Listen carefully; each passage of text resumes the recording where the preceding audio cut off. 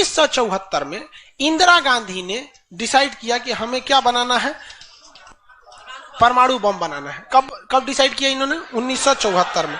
But उस समय हम लोग उतना डेवलप नहीं थे, तो हम लोग यहां पर मई 1974 परमाणु बम का परीक्षण करने के लिए सोचे। लेकिन 1974 में हम लोग उतना डेवलप नहीं थे।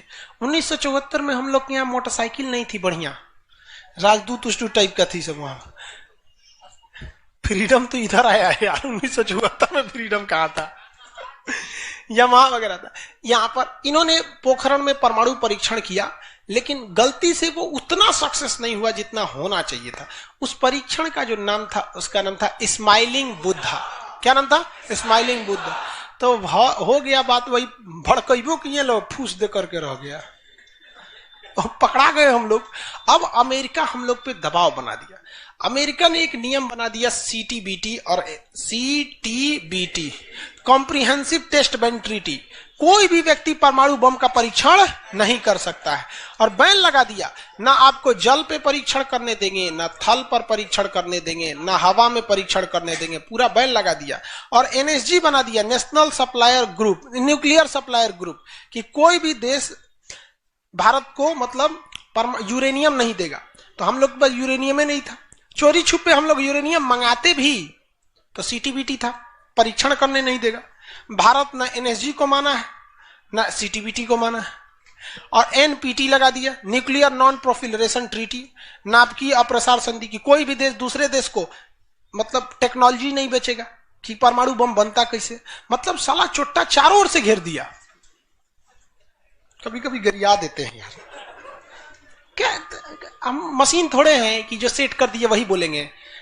देश पे बात आती है तो हम सब भुला जाते हैं। तू दोस्त है, ट्रम्प है कि बाइडेन है, सोच रहा भाड़ में जा तू, कोनो चीज हो। या पहले हमको मतलब तुम बनाओ परमाणु बम, कोई दिक्कत नहीं, हम लोग दिवाली वाला धुकधुकुआ बनाएंगे। मतलब एनपीटी क्या कहता है? न्यूक्लियर नॉन प्रोफिलरेशन ट्रीटी, नाभिकीय अप्रसार संधि, कि कोई देश दूसरे देश को परमाणु टेक्नोलॉजी नहीं देगा। एनएसजी, कोई देश मतलब बिना परमिशन, एनएसजी के बिना मीटिंग के मतलब यूरेनियम सप्लाई नहीं करेगा। और यूरेनियम उसी को सप्लाई करेगा जिसने सीटीबीटी पर साइन किया कि हम परमाणु बम का परीक्षण नहीं करेंगे। जी भाई साहब, परीक्षा माने बम बना के क्या कर लेंगे? मान के चलिए हमारे पास टेक्नोलॉजी आ गया, ठीक है, और एनएसजी से हम सप्लाई करके यूरेनियम भी ले लिए। एनपीटी कहता है बम परीक्षण नहीं करने देंगे। तो भाई बना के रखने से थोड़े होता है, एक बार पटके उठके तब ना समझ में आएगा काम कर रहा है कि नहीं। पता चला बना के रख लिए, युद्ध में पटके तो धुआं दे के रह गया। तो एक बार परीक्षण मतलब चारों ओर से हम लोग को घेर दिया था। अब भारत वाले वैज्ञानिक भी तो मतलब है सब उसी हिसाब के ना। भारत वाले ने कहा कि एक काम कीजिए, एक समझ में नहीं आ रहा है, अमेरिका से कहिए तू हमारे यहाँ परमाणु बिजली घर लगाओ। तो इंदिरा गांधी थी ना, अमेरिका को फुसला दी, कही कि देखिए ना गुजरात में हमारा तारापुर जगह है, वहां परमाणु बिजली घर लगाना है, उसमें बिजली बनेगा, लाइट बत्ती जलेगा, आप बिजली घर लगाइए। सुने हैं कि 300 करोड़ का खर्चा आता है, जबकि 200 करोड़ का खर्चा आता था। तो अमेरिका लपलपा गया कि अरे दादा बिना मोलाई तो रेट बढ़ा दी है। अजब हाल है भाई, महिला मोलाई ना करे, ऐसा हो सकता है?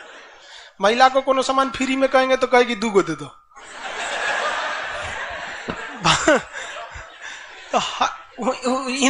अमेरिका ने सहयोग कर दिया, हाँ हाँ हम पूरा परमाणु बिजली घर बना देंगे, बिजली बनेगा, आपके यहाँ भुकभुकवा लाइट जलेगा एकदम। तारापुर में 1972 में बिजली घर लगा दिया।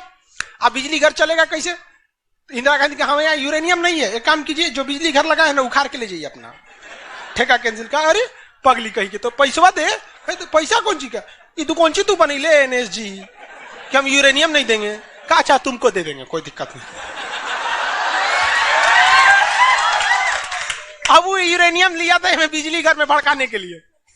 अरे भैया तू ले आओ ना, हम लोग ना डिसाइड करेंगे इसको भड़काना किधर है।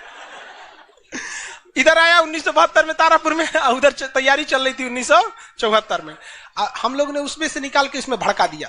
बाद में पता चला गलती हो गया, अमेरिका होशियार निकला, जो यूरेनियम बिजली घर में लगता है वो 20% इनरिच रहता है, अब परमाणु बम में 80% इनरिच चाहिए होता है। हमसे गलती हो गया, ससुरा जातो गया भातो ना मिला। भड़काइयो दिए, बदनामो हो गए लोग, और सब सतर्क हो गया, सब हरक गया, सब देहात में बोला जाता है ना, हरक गया सब। ले भाई, हम लोग को पता नहीं था, जो हम लोग कच्चे मसाला पे भड़का दिए थे लोग। अब क्या हो, इस सब 75 को नियम लगा दिया, हम लोग को कोई देता ही नहीं था। तो बस अब भारत में वैज्ञानिक, इंदिरा गांधी ने प्रोग्राम को कैंसिल नहीं किया, कहा कि बनाइए। अब भारत में धीरे धीरे आगे गए, एक से एक वैज्ञानिक मिल गए सब। उसमें एक चिदम्बरम थे, बहुत मशहूर वैज्ञानिक, और उसके बाद मिल गए हमारे एपीजे अब्दुल कलाम, सोने पे सुहागा। इन्होंने परमाणु बम बनाने की पूरी तैयारी कर ली। अब तब तक लेकिन कोई भी प्रधानमंत्री डरे उन लोग को खुली छूटे नहीं देता था कि परमाणु भड़काइए, क्योंकि अगर फूस हो गया, देखिए भड़क के सक्सेस हो गया तो किसी के बाप की औकात नहीं फिर कुछ बोले। भड़का दीजिए उसको, उसके बाद कौन चीज बोलता है, ले आओ रे, ले आओ तो कौन चीज है नहीं। लेकिन अगर भड़काए और फूस कर गया तब तो पिटा जाएंगे। जापान पर परमाणु बम मार दिया था अमेरिका, जापान चुपचाप देख लिया था। जापान के पास परमाणु बम रहता ना, अरे बाप रे बाप, उनको तो दिखाया रहता, जापान मारा रहता ना, जिसका कोई हद नहीं। मजबूरी हो गई थी। तो भारत के सामने यही रास्ता था कि भैया अगर भड़का दिए और अगर सक्सेस नहीं हुआ तो इस बार माफी मिलने वाला नहीं है, क्योंकि 1974 में एक बार माफ कर दिया था। लेकिन अटल बिहारी वाजपेयी का जब नेतृत्व आया प्रधानमंत्री का, तो अटल बिहारी वाजपेयी ने कह दिया था, भैया कुछ भी हो जाए, कुछ भी हो जाए, हमारा देश रहना चाहिए। आज के नेता रियलिटी बताते हैं। अटल, हम और आप उस पीढ़ी में से हैं जिन्होंने एक साथ दो महापुरुष को अपने देश में देखा, राष्ट्रपति के रूप में एपीजे अब्दुल कलाम और प्रधानमंत्री के रूप में अटल बिहारी वाजपेयी। और यह सौभाग्य पृथ्वी पर अब किसी को नहीं मिलने वाला है, क्योंकि ये ऐसे लोग थे जिनका अपना परिवार, बाल बच्चा कुछ नहीं, देश ही समझा, मतलब देश है, मतलब देश है यहाँ पे, और कुछ नहीं। यहाँ पे गलवान में चीन घुसा है ना, छोटा अटल बिहारी वाजपेयी रहते तो बता रहे, तो दिखने में बुढ़ा थे अटल बिहारी वाजपेयी। यहाँ पे बड़े बड़े जवान लोग का छक्का छुड़ा देते थे बॉर्डर पे। उन्होंने खुला छूट दिया एपीजे अब्दुल कलाम को, कहा कि आपको हमारे परमिशन की जरूरत ही नहीं है, आपको जो करना है करिए, हमको नहीं, हमको बस परमाणु बम चाहिए, हमारी सरकार रहे चाहे सरकार गिर जाए। और रियलिटी में है, भारत में अटल बिहारी वाजपेयी अगर परमाणु परीक्षण न करते तो भारत पर अमेरिका सैंक्शन नहीं लगाया रहता और अटल बिहारी वाजपेयी की सरकार नहीं गिर जाती। लेकिन अगर वो अपनी सरकार को सोचते तो कोई भी शिक्षक मंच पर खड़ा होकर किसी प्रधानमंत्री का खुलेआम तारीफ नहीं कर सकता, वरना कितने प्रधानमंत्री आए, कितने गए, किसी के लिए शब्द नहीं निकलता है। तो इतिहास हमेशा याद रखिएगा, आपको न्यौछावर करना पड़ेगा। यहाँ पर ऐसे चमचागिरी करने से किसी का नाम लेता आदमी, लेकिन विरोधी भी जिनका नाम लेते हैं, ऐसे महापुरुष थे अटल बिहारी वाजपेयी, एपीजे अब्दुल कलाम। कोई है जो गिरियाएगा? हाँ, उसे जो अपने बेचारा शर्मा जाएगा, किसको बोल रहे। उन्होंने खुला छूट दिया और कहा कि जो करना है करिए। एपीजे अब्दुल कलाम कहे ठीक है, लेकिन अमेरिका को पता चल गया कि सोचा एपीजे अब्दुल कलाम चल गया वहां, ये पक्का सफल कर देगा, तो उसने उसके ऊपर ना सैटेलाइट छोड़ दिया, अमेरिका से सैटेलाइट छोड़ा और भारत के ऊपर निगरानी करने के लिए। अब यही गलती कर दिया अमेरिका से सुना। एपीजे अब्दुल कलाम को फुसलाने के लिए नासा बुलाया, आइए ना, आइए नासा आइए। तो एपीजे अब्दुल कलाम चल गए और कहा कि देखिए देखिए कितना बड़ा बड़ा मशीन है नासा में, ऐसा ना इंडिया में है, टूटल फूटल स्टेपलाइजर रख ले रहता है, स्टेपलाइजर का नट उठ जाता है तो पिलास से दाब के करता है। कहा वहां वैज्ञानिक बने, यहाँ आइए, हम आपको नासा का हेड बना देंगे। यहाँ पर कहा कि ठीक है, हम नासा का हेड हम क्या करेंगे, हमारा कौन है, ना बाल बच्चा ना कुछ, एक को चीज है मेरे लिए, मेरा दुनिया में कुछ नहीं है, केवल और केवल मेरी भारत माँ है, आप वो भी छीन लेंगे हमसे, ऐसा थोड़े हो सकता है। उन्होंने कहा नहीं, और यहीं से थोड़ा उससे गलती हो गया। वहीं पर उन्होंने देख लिया था कि अमेरिका ने भारत के ऊपर क्या लगा रखा है, सैटेलाइट मॉनिटरिंग के लिए, और वहां पे उसने अमेरिका की सबसे बड़ी गलती हो गई। यहां आने के बाद उन्होंने बता दिया, देख भैया हम जो काम कर रहे हैं ना, सारा अमेरिका क्या कर रहा है, सैटेलाइट से देख रहा है।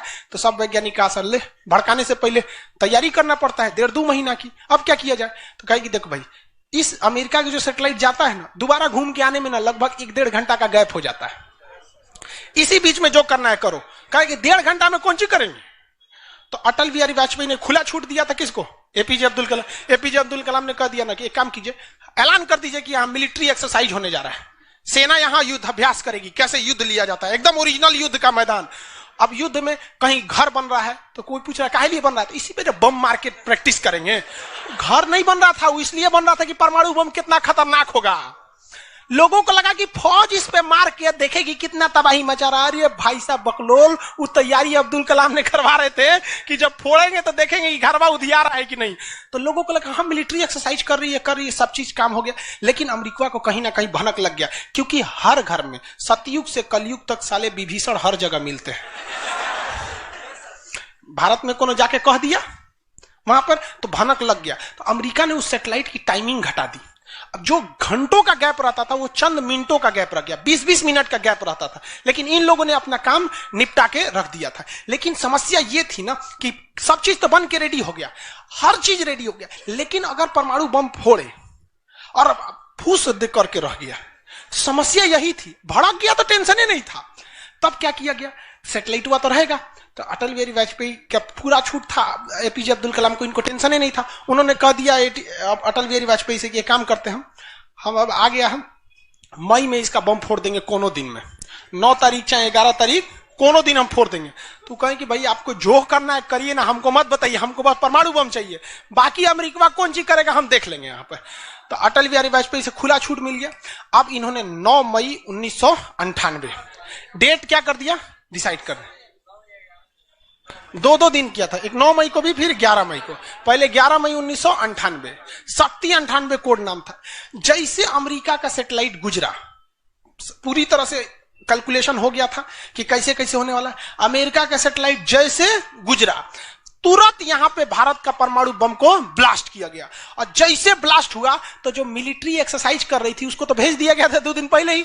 जो बिल्डिंग विल्डिंग बनाई थी वो खाली पड़ल था, धाए दे गायब हो गया बिल्डिंग, पूरा धुआं धुआं हो गया, पूरा भयानक। अब परमाणु बम क्या हो गया, लगभग सफल हो गया। वैज्ञानिकों को लग गया था सफल हो गया, लेकिन भाई अब ये फोड़े, अभी कैसे पता चल जाएगा सफल हो जाएगा। आप अंदाजे ना बता सकते कि भाई इतना तबाही एक अच्छा ही बम ला सकता है। लेकिन तब तक सैटेलाइट उसका घूम के आ रहा था और पकड़ लेता तब क्या होता, मान के चलिए पकड़ लेता, अब पता चला कि सफल नहीं हुआ, खाली धुआं कर दिया, गड़बड़ हो गया। तुरंत अटल बिहारी वाजपेयी को फोन किए एपीजे अब्दुल कलाम कि तुरंत आप मौसम विभाग को कहिए कि राजस्थान में भयानक तूफान आया है, कोई नहीं जाएगा। अटल बिहारी वाजपेयी ने तुरंत घोषणा करा दी, राजस्थान के लोग अपने घर में रहे, बहुत भयानक तूफान आया है। अब उसका सैटेलाइट आ रहा है तो देख रहा है धुआं धुआं हुआ है, तुरंत मैसेज भेजा नासा में, धुआं हो गया यहाँ पे। कहीं मतलब धुआं हुआ है, तूफान आया है वहां पे। तूफान आया है, सोचा। वहां से चला गया, तब परीक्षण देखा गया, एकदम सक्सेस। अब टेंशन ही नहीं है, एक और फोड़ दो, 2 को फोड़ दिया गया, पूरी तरह से सक्सेस हो गया। और ससुरा अमेरिका को अभी तक पता है कि वहां तूफान आया है, अरे वहां दूसरा तूफान आया है। अब भारत में कुछ भी कहिए तो डर तो लगता है, नहीं अमेरिका बहुत खतरनाक देश है। आज हम लोग भले शक्तिशाली है, 1998 में हम लोग को पाकिस्तान आगे दिखा देता था, 99 की करगिल वार याद कीजिए। आज हम लोग बहुत आगे निकल गए, लेकिन उस समय बहुत पीछे थे हम लोग। अब डर तो था ही। अब भारत के प्रधानमंत्री सब राष्ट्रपति सुखपुकाइल थे, अमेरिका क्या करेगा ओके पते नहीं। 9 तारीख बीत गया, 10 तारीख बीत गया, पता ही नहीं चला अमेरिका को। अटल बिहारी वाजपेयी अब्दुल कलाम से पूछे कि महाराज तो सोचा कुछ सुख बुगाइए नहीं रहा है, तो ओकरा पते ना चल। एक काम करते हैं, आप धड़ल्ले से फोड़ देते हैं, क्या फायदा है हम। तो फिर 11 मई को 3 गो और फोड़ दिए, 2 गो गायब करके। जैसे परमाणु बम निकला धाम से फोड़े, पता ही नहीं चला दूसरा। लेकिन भाई धड़ाधड़ 5 गो फोड़ दीजिएगा तो पता चल जाएगा कि नहीं पता चल। ये डाउट हो गया पाकिस्तान को, जनते का है। हम लोग फोड़ रहे थे यहाँ पे, अब भूकंप आ रहा था यहाँ। फोन किया अमेरिका को कि बकलवा आंधी उंधी ना उठ लो, फोड़ दिया वो परमाणु बम। अमेरिका से जरा माथा फोड़ रहा है अपना, कह रहा है कि अब क्या करें हम। यहाँ पे नासा वालन को गरियाया, गिरे चोट्टा कहीं का, तू लोग को सैटेलाइट लगाओ, आई लगाओ। वहां पे कौन सी देख रहा था लोग वहां पे, कह रहा कि हम तो बोलबे किए थे कि उधर दुका उठाया था, अपने ना बोल रहे थे कि आंधी उठल है वहां पे। अमेरिका आग बबूला हो गया और तुरंत अमेरिका का प्रतिक्रिया आया कि भारत को इसका बहुत भारी कीमत चुकानी पड़ेगी। तो भाई जिसकी कीमत भारी ना हो उसे चुकाने में मजा क्या है। और अमेरिका ने खुलेआम भारत को ललकार दिया कि अमेरिका कभी भी इस बात को स्वीकार नहीं करेगा कि भारत एक परमाणु संपन्न देश है। भारत को कभी भी अमेरिका इस बात की मान्यता नहीं देगा। अटल बिहारी वाजपेयी ने भी कॉन्फ्रेंस तुरंत मीडिया के सामने आए और कहे कि जो चीज हमारे पास है उसके लिए हमें किसी के प्रमाण की कोई आवश्यकता नहीं है। और जिस देश को यह लगता है कि हमारे पास परमाणु बम नहीं है या जिन देश को हम पर शक है वह आ जाना युद्ध के मैदान में, बताएंगे है कि नहीं। अब पूरी तरह तबाह हो गया यहाँ पे। अब अमेरिका माथा पीटते रह गया। अमेरिका ने आदेश दिया अपनी सेना को कि तैयार रहो। अटल बिहारी वाजपेयी ने आदेश दिया अब्दुल कलाम को कि जो बम बनाए हैं ना दो चार को फोटोकॉपी उसका रेडी रखिए। फोटोकॉपी मतलब उसका बना होना के रेडी रखिए, क्योंकि सेना की लड़ाई में भाई आर्मी टू आर्मी बहुत दिक्कत हो जाएगा, एडवांस है वो बहुत। आज के वक्त में भी हमारा हथियार वहीं से खरीद के आता। भारत ने भी डिसाइड कर लिया कि जो होगा आपकी परमाणु बम से होगा। अमेरिका भी डर गया कि ना भाई इससे लड़ना अब ठीक नहीं है। पाकिस्तान वो बम बना के रख ले था, डरे नहीं फोड़ रहा था। एक हफ्ता तक देखा कि भारत को क्या हो रहा है, क्या हो रहा है। देखा कि कुछ नहीं हुआ, इहो चुप पे फोड़ दिया। अमेरिका एकदम ककुआ गया, एकदम का रे चट्टा कहीं का तू क्या फोड़ा रे। तो पाकिस्तान वहां झाड़ दिया अमेरिका को कि हमरे बोलेंगे कमजोर जान के, हाँ फोड़ ले आपके आप बाई तो एकरा नहीं बोलेंगे आप, हम कमजोर हैं तो हमरा बोल देंगे। एक काम कीजिए, आप भारत को जो सजा दीजिएगा हम भी वही सजा काट लेंगे। सोचा हमरे पे खेल गया। हम ही लोग पे खेल गया पाकिस्तान। अब भाई अमेरिका टेंशन में आ गया। अमेरिका ने भारत पर एम्बार्गो और प्रतिबंध लगा दिया, जैसे अभी सऊदी अरब पे प्रतिबंध लगा दिया, कल के वीडियो में बताए थे, सऊदी अरब का डस्टबिन बना दिया वहां के। तो वहां पर अमेरिका ने भारत पर प्रतिबंध लगा दिया, कोई देश भारत से सामान नहीं खरीदेगा, जो जो चीज जरूरत की थी सब चीज पर बैन लगा दिया। भारत की अर्थव्यवस्था डूब गई, पाकिस्तान की भी अर्थव्यवस्था डूब गई, लेकिन भारत को बचा लिया भारत के 55 लाख कुशल कारीगर जो विदेशों में काम करते हैं। आप प्रतिबंध लगाइएगा भी तो पूरी दुनिया का कारखाने ठप हो जाएंगे, क्योंकि हर जगह भारत के वहां वर्कर काम करते हैं। और अमेरिका या सीबीएसई वाले जो वर्कर होते हैं वो स्पेशलिस्ट होते हैं, पेंट मारता है तो पेंटे मारेगा। भारत का मिस्त्री मल्टी टैलेंटेड होता है, पेंट मार रहा है उसको कोई काटी ठोक दो तो बिजली वाला काम कर दे, तो हाँ तार और घींच देते हैं। मल्टी टैलेंटेड होता है और काम भी बहुत ज्यादा करता है। काम हम जब 5 बजे कर देगा तो आदमी अच्छा बोरा नीचे उतार दो, तो ये सब बड़ी काम कर देता है, मेहनती होता है सब, कोई दिक्कत नहीं है उन सब में। खाना नहीं भी है तो कोई दिक्कत नहीं, निकालेगा कोई नहीं है, चालू। तो पूरी दुनिया से भारत को पैसे आ रहे थे, पूरी दुनिया भारत में क्या, भारत के हजारों वर्कर लाखों काम कर रहे थे, भारत में पैसा आ रहा था, तो हमारी अर्थव्यवस्था पे उतना भयानक प्रभाव नहीं पड़ा। लेकिन पाकिस्तान की अर्थव्यवस्था तबाह हो गई। इसकी यहाँ के कोई वर्कर को ले भी नहीं जाता है। अरे छोटा कम मार करेगा कोई ठीक है नहीं है यहाँ पर। ये सब इतने बड़े बैल होते हैं सब पाकिस्तान वाला। अगर पाकिस्तान के एक मोहल्ला से 5 आदमी विदेश गया है ना, वहां अच्छा से हंसी खेती से ड्यूटी कर रहा है, अगर उसके परिवार में यहाँ झगड़ा होगा ना तो दोनों हुआ झगड़ा कर लेगा सर, तो अब्बा काहे मर लो हमरी खाला को हुआ मार कर ले। उसकी अर्थव्यवस्था पूरी तरह से बर्बाद हो गई। अब पाकिस्तान के साथ अजीब सी दिक्कत था, अमेरिका अर्थव्यवस्था बर्बाद कर दिया, लेकिन पाकिस्तान भाई साहब हरामियों में नोबेल पुरस्कार मिलता तो हर साल यही लाता। इसने कहा कि एक काम करते हैं, अमेरिका ने हमको ऐसा बर्बाद किया है कि परमाणु बम होने के बावजूद हम तड़प के रह जा रहे हैं, हम भी अमेरिका को तड़पाएंगे। यह कहता है ना कि हम किसी से खरीद नहीं सकते हैं, व्यापार नहीं कर सकते, एक काम करते हैं हम परमाणु बमे बेचते हैं।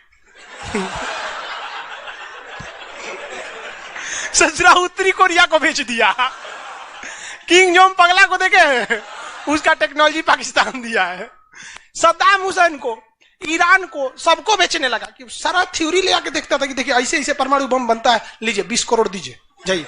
अब अगला हिसाब 1 महीना तो काटेगा आदमी, अगला हिसाब देखे। अमेरिका कर रहा है पाकिस्तान में चोट्टा क्या कर रहा है, क्या कर रहा है, मरे हम भूखे मरे, आप प्रतिबंध हटा दीजिए नहीं तो हम इसको फेसबुक पे डाल देंगे।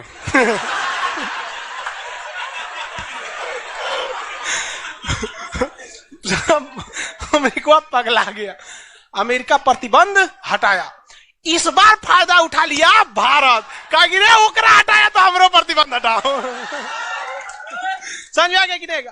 तो गलती से भी अगर हम लोग जब भी एक दूसरे का अंतर्राष्ट्रीय मंच पर साथ दिए हैं ना तो दोनों को फायदा हुआ है, लेकिन ये चोट्टा उसको समझ में नहीं आता है। अभी भी अगर वो शांति से रहेगा ना तो बहुत आगे जाएगा, और अशांति से रहेगा तो एकदम में आगे चल जाएगा। परमाणु परीक्षण समझ में आ गया? किसी को कोई दिक्कत कहां होता है? पोखरण में। आज भारत परमाणु संपन्न है या नहीं है? परमाणु की आवश्यकता है नहीं। अब अमेरिका केस कर दिया भारत पर, कहा कि आपने न्यूक्लियर प्रसार संधि तोड़ा है। भारत ने कहा हम नहीं तोड़े हैं, हमने किसी से संधि मंगाया ही नहीं है, हमारे खुद के वैज्ञानिकों ने खुद बनाया है। और ये बात खूब एपीजे अब्दुल कलाम ने बोला था। कौन सी बोलता है चौराहे, हम बनीले, बताएं कैसे बनता है। कहा कि अच्छा ठीक है, ये नहीं है। लेकिन आपने यूरेनियम तो चोरी से मंगाया, कहा चुप चट्टा कहीं का, चोरी से मंगाया। हमारे केरल में यूरेनियम निकलता है, जादूगोड़ा की खान झारखंड से निकलता है, उसी से हम बनाए। हम किसी से भीख नहीं मांगे हैं, हम हिंदुस्तानी हैं लोग यहाँ पे, भीख में तो हमें कुछ भी नहीं चाहिए।